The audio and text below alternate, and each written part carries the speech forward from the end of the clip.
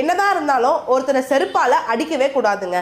போலீஸ்க்கு தான் இன்ஃபார்ம் பண்ணிருக்கணும். என்னதான் இருந்தாலும் போலீஸ் தான் அதுக்கு சட்ட ரீதியா நடவடிக்கை எடுத்திருக்கணும். இங்க யாரையும் அடிக்கிறதுக்கான உரிமை யாருக்குமே கிடையாது. இப்போ இந்த செருப்பால அடிச்ச பொண்ணு மேலேயே கேஸ் ரெஜிஸ்டர் பண்ணிருக்காங்க.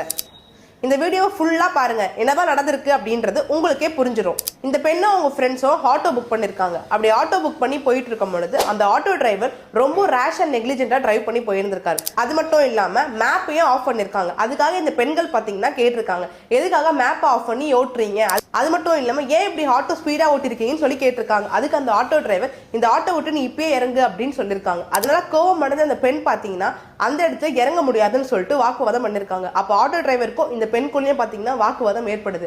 அப்படி ஏற்படும் போது ஃபர்ஸ்ட் அந்த ஆட்டோ டிரைவர் தான் அந்த பெண்ணை அடிச்சிருக்காங்க. அதுக்கு இந்த பெண் திருப்பி அடிக்க ஆரம்பிச்சிருக்காங்க. செருப்பால் எடுத்து அடிக்க ஆரம்பிச்சிருக்காங்க. ஆட்டோ கீழே எடுக்க போயிருக்காங்க.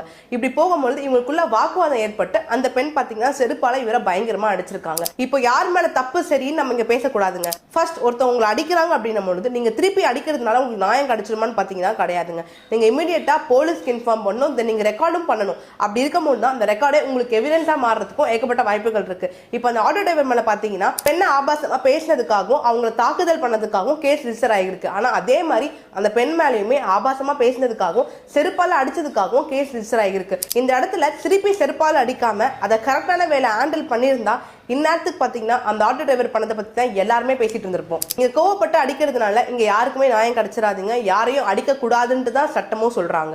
இது எல்லாருமே தெரிஞ்சுக்கோங்க. இந்த வீடியோ பார்க்கும்பொழுது அந்த ஆட்டோ டிரைவர் பண்ண தப்பா இந்த பெண் பண்ண தப்பா நீங்க நினைக்கிறீங்கன்றத கண்டிப்பா கமெண்ட்ஸ்ல சொல்லுங்க. இந்த மாதிரி யூஸ்ஃபுல்லா லீகல் அப்படி தெரிஞ்சுக்க நம்ம பேஜை ஃபாலோ பண்ண மறந்துடாதீங்க. தேங்க்யூ.